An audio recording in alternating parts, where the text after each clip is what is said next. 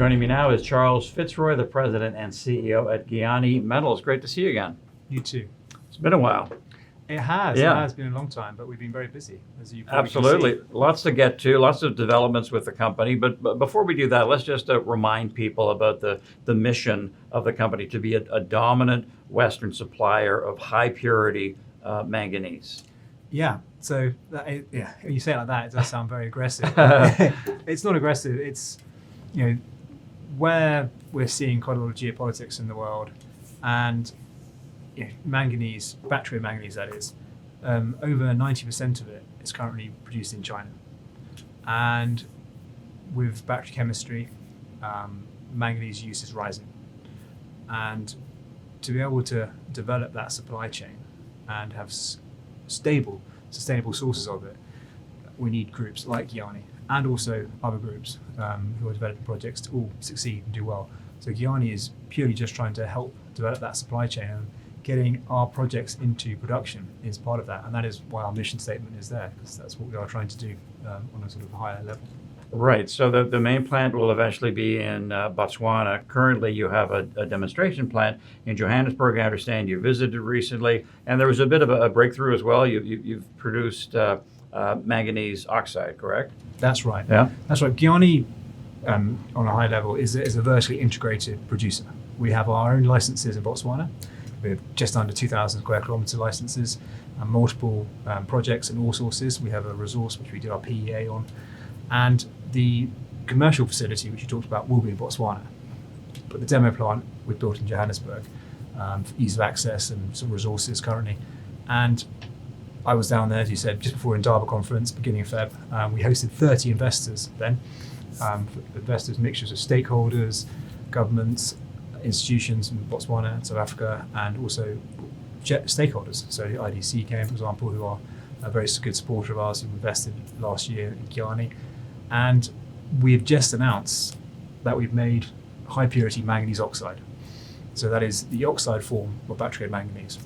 And that is the step before we get to our sulfate. So the next step now is to make the high purity manganese sulfate monohydrate, or the catchy HPMSM. Okay. I said that too much this week. Yeah, but rolls off the tongue. it does. Yeah. And so that will be next. But the optionality of having both products is really quite vital, because sulfate forms of manganese are the only form which can be used to make NMC batteries, which is nickel, manganese, cobalt, which is what is majority used currently in the West. And the batteries that are developing, LMFP and LMNO,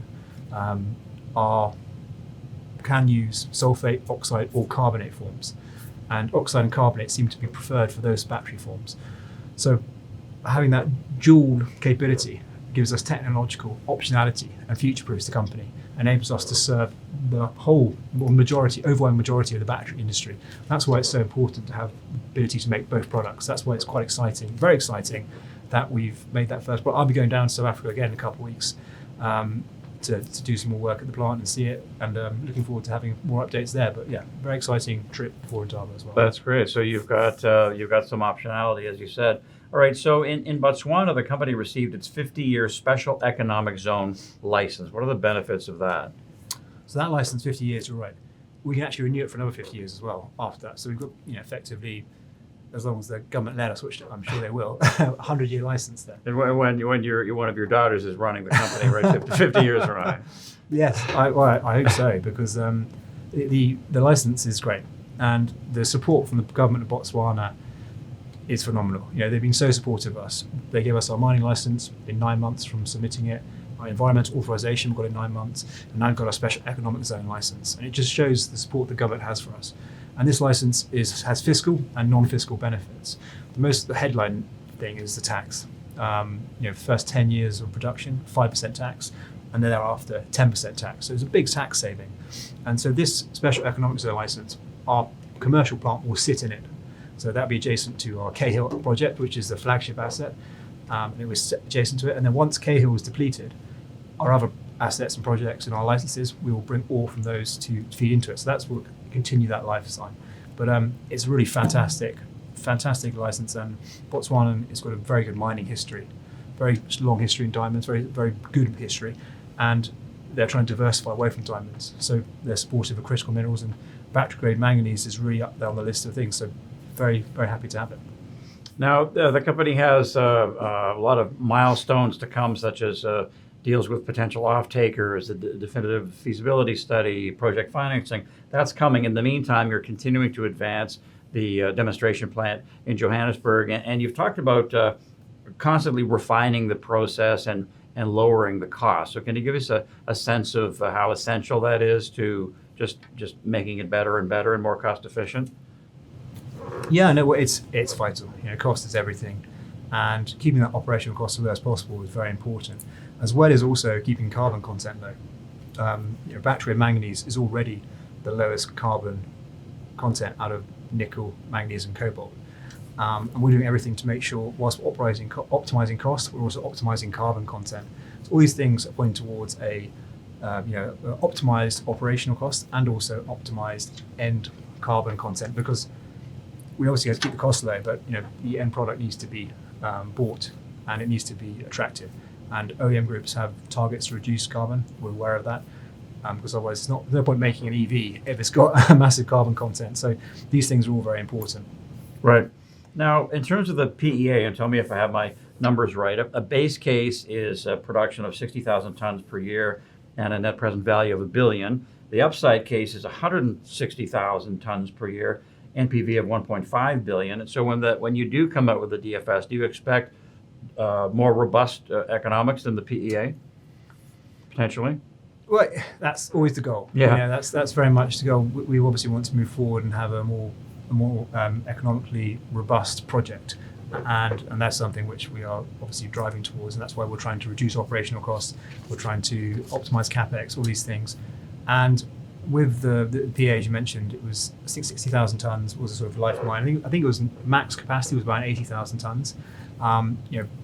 Looking at the trade-offs, when we sort of get to a point in the DFS where we can say of what the IRR from different capacities will bring, we might increase the capacity, because the PA was purely sulfate as well. So, say for example, we get to a position where we've got off-takers wanting more of the oxide, because we have interest from off-taker groups for oxide, which is developed quite recently. And this is quite exciting, because if that might be needing us to split the production between oxide and sulfate rather than pure sulfate. So we have a lot of things which we're running through now, and that could optimize capex, because to go the sulfite route, you need crystallizers. So if we need less sulfate, more oxide, that will reduce the crystallizer cost. So there's lots of things we can play with, and the goal is to make it as robust as possible. Right. And that's really what we're pushing towards. You've also said, Charles, that a lot of battery makers are shifting now to using more manganese than cobalt and nickel. Why is that? It's for a lot of reasons. Yeah. Geopolitically, we're seeing a lot of potential restrictions on the metals being moved from China. China controls pretty much over 90% of manganese. It controls a huge amount of nickel, I think over 70%, and cobalt, similar sort of thing. Cobalt and nickel, cobalt is largely DRC in China. Nickel is mostly Indonesia, then China.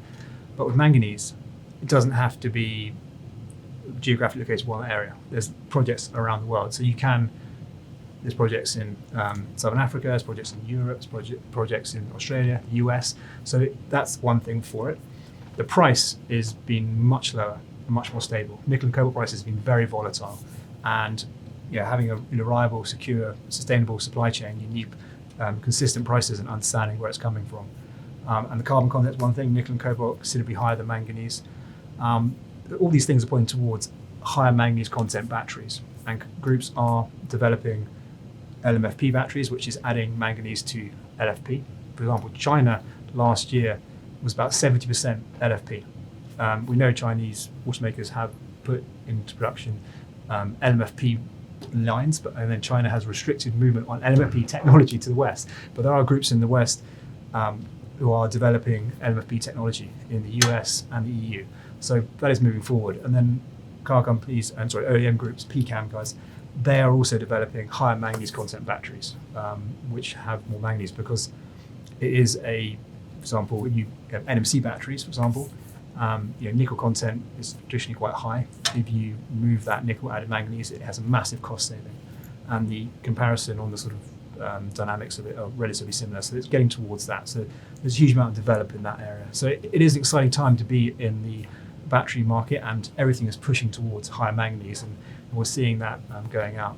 And it really makes sense, especially from a geographic standpoint, as you explained, it's available in various parts of the world, unlike cobalt and nickel. And just lastly, a lot of catalysts coming, as you've been saying here. The market's not really rewarding the story right now, not rewarding a lot of stories, actually, as we sit here today. Not a great day on the markets with tariffs coming in. But how do you go about, is it just a matter of keeping your head down, hitting the milestones, and the market will eventually see the value? It's a good question. And we ask that question most days. We had a good announcement out on Monday, made first product, and obviously no movement. Mm-hmm. But I think what we're seeing is a more material thing related to offtake contracts. I think the market is waiting for things like that related to projects like ours. I think the thing I like to take away is manganese, we are now, is kind of like lithium 4 or 5 years ago, where the market is developing, the price is developing, understanding of supply dynamics is developing, and we are at the stage of nearly ready to go into construction. So the lithium producers now that were at that stage 4 or 5 years ago, we're positioned in that sort of stage now, and that's why Giyani is such an exciting prospect now, because we're one of the most developed projects. We have the only demonstration plant of its size outside of China. And that's factual. We have a facility which is basically a small production plant. It's 100 meters long, 50 meters high. It was designed on the crystallizers at the plant, which is the smallest commercial scale we could get. So the important thing for the plant we have is the scale up from the lab to the demo plant is where the most risk is, where you have the most problems. We've gone through that. So scaling up from the demo to the main facility is less of a risk, less of an issue. So we've gone through that real sort of risk reduction now, and we are at the position where we've got first product out. The HPMSM is on the way. We're planning for this quarter as we targeted, and then we'll go into our offtake process, and DFS underway. DFS should be done in the second half of this year, and the goal is to get project financing sorted out before the end of the first half of next year, and then second half of next year it's going into construction. So we're in a really exciting position, and that enables us to ramp up into that increased manganese demand, which is coming from 27, 28 onwards. So we're ideally positioned in a jurisdiction which is phenomenally supportive. And we have our demonstration plant and our process, which enables us to really have an advantage over a lot of groups developing projects like ours. That's a great update, very informative. Thanks, Charles. We'll see you again. Good to be here. Okay, Charles FitzRoy, President and CEO at Giyani Metals.